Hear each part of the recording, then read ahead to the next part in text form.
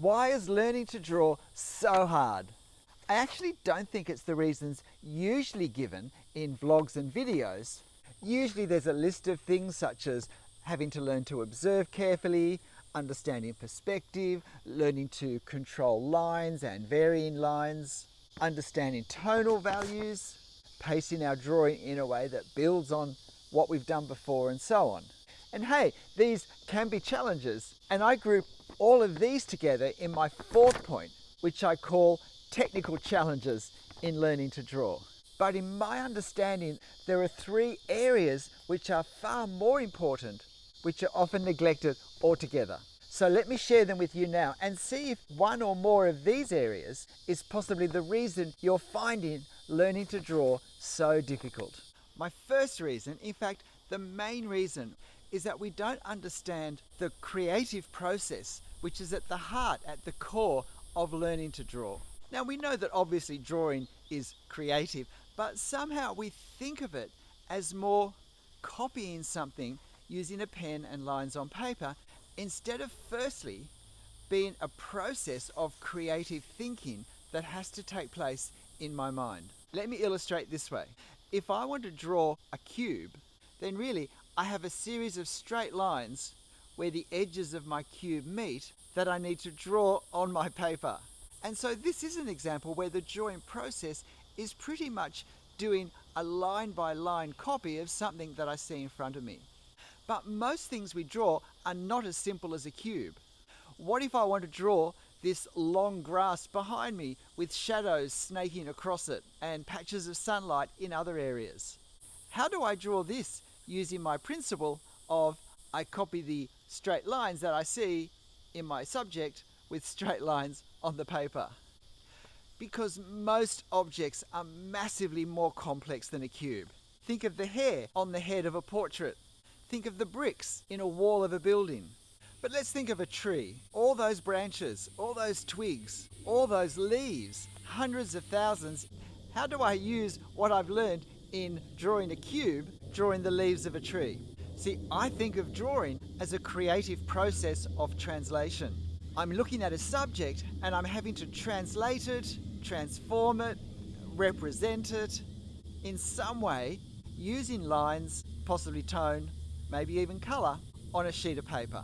Whether it comes from something I'm looking at in life or something I'm looking at in a photo, the challenge is still there.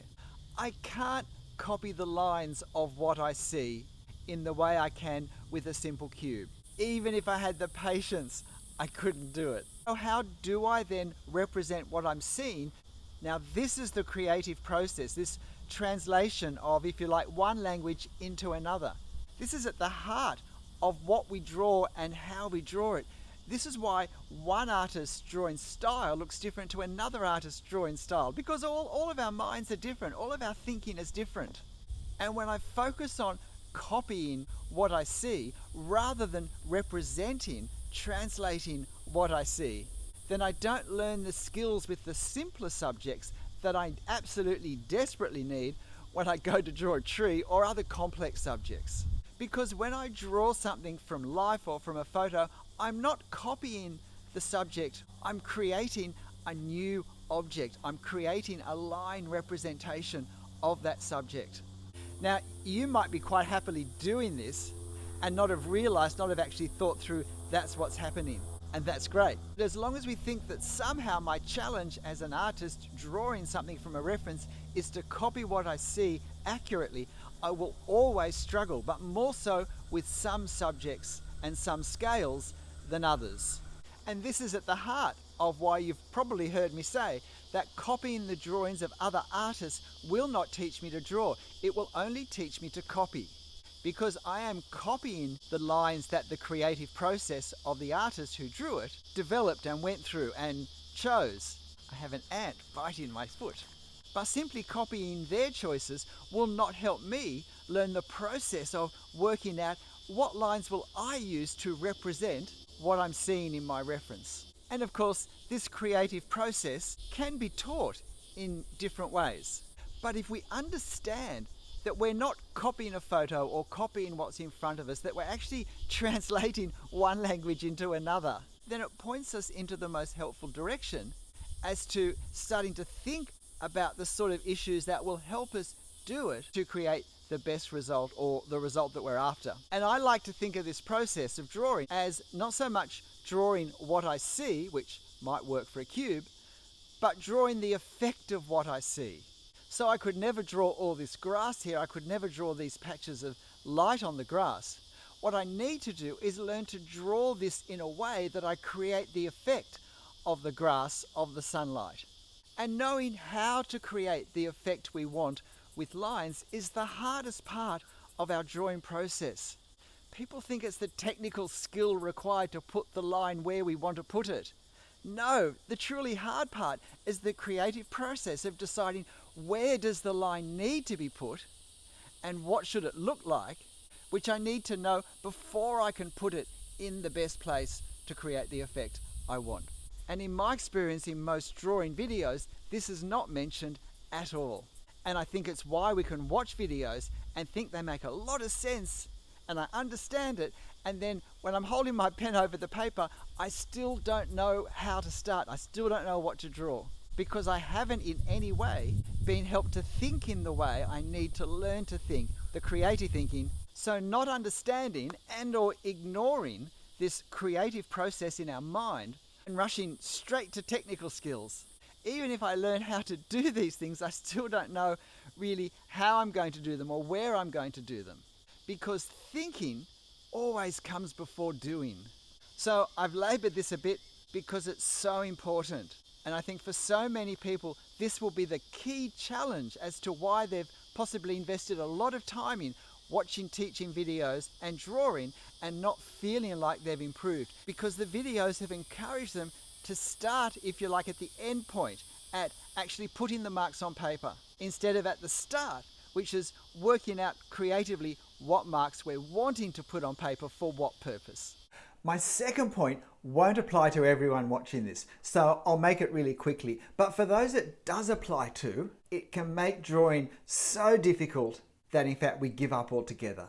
And that's that when I draw, I have a preoccupation with making a mistake, with putting lines in the wrong place, with wrecking the drawing and producing something which at the end says to me, you can't draw. And we can abandon drawings halfway through because we think we've ruined them, when in fact if we finish them, nobody but us would know that we put a wrong line there. It's what happens when a perfectionistic mind frame is applied to learning to draw. This feeling that everything has to be right, has to be perfect, has got nothing to do with my learning to draw. And while it comes from some experience and time in my life, it's got nothing directly to do with my drawing.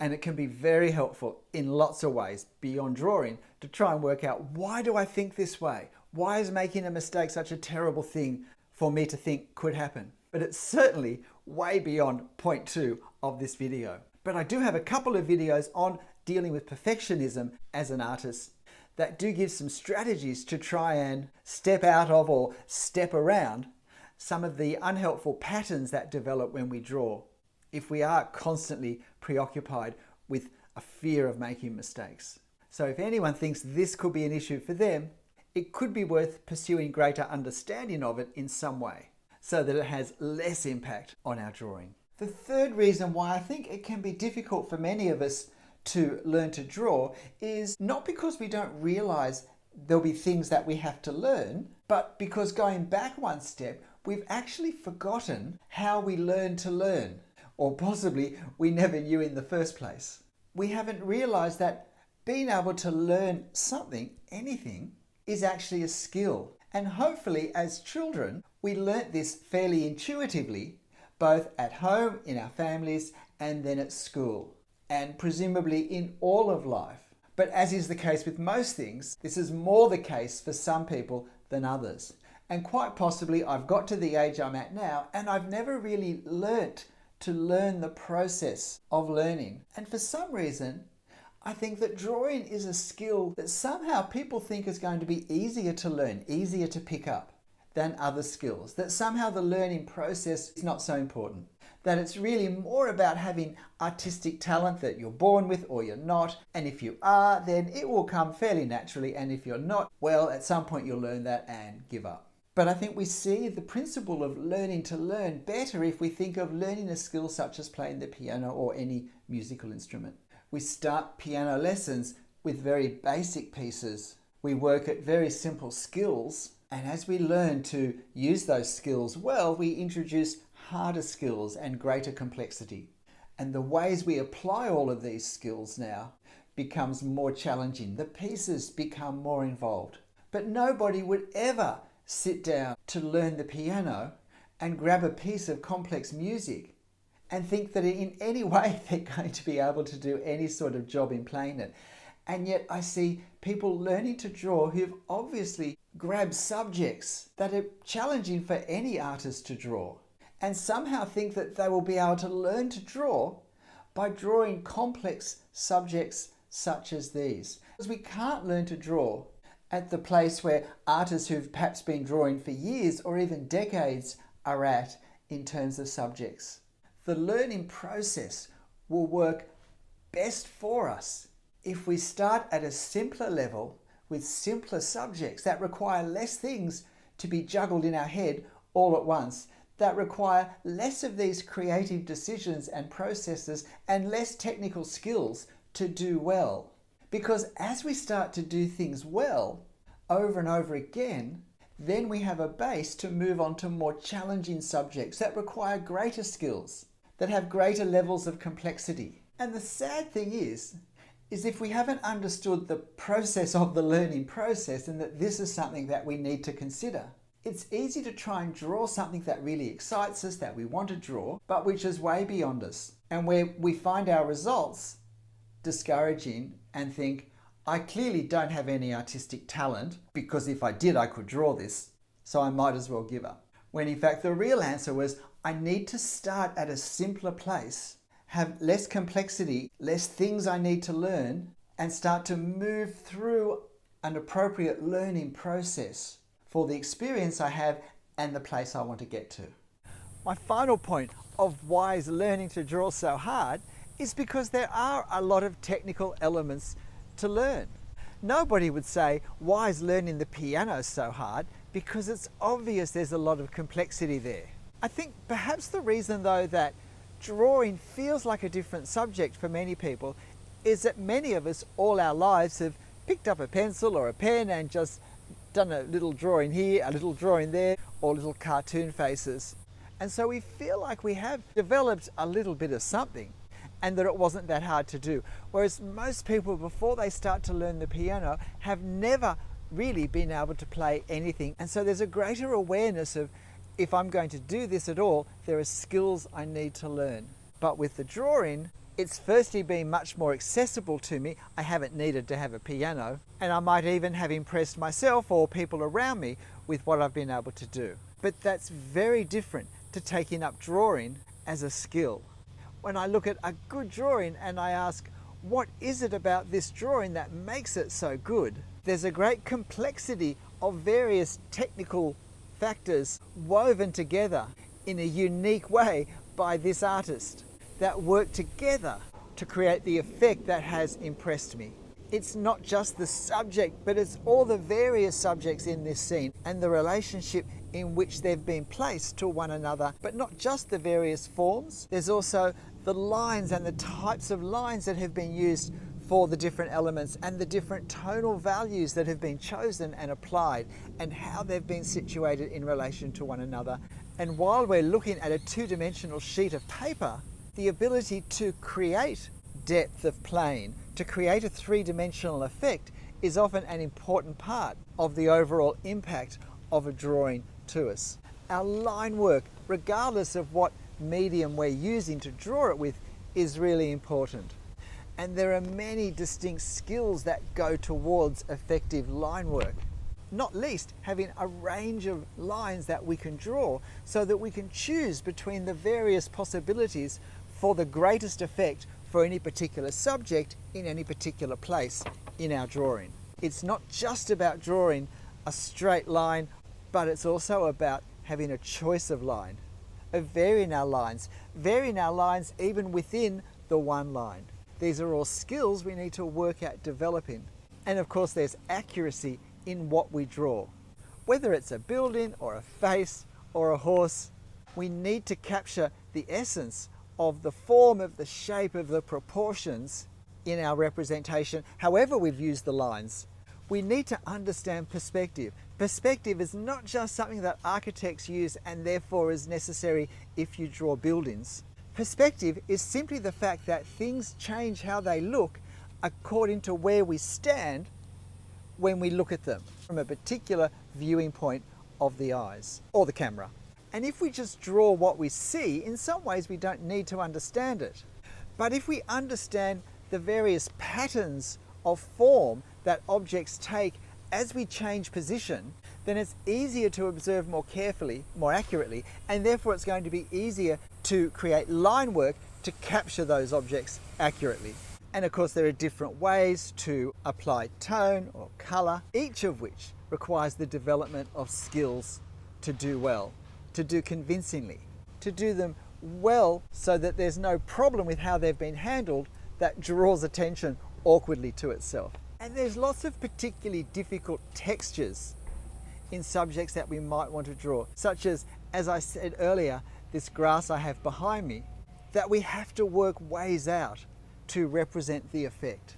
How we will use our tools to do this. And probably the most important of these technical skills is learning how to observe, because we can't draw what we haven't seen. And the biggest problem, I think, in the technical area that we face is that we look at subjects and we think, oh yes, I know what that is, and then we look down to put pen on paper, not realizing that we haven't actually seen enough detail about what that object looks like, what its form is from this perspective, from this viewing position, and also in relation to the other elements around it that we may or may not yet have drawn.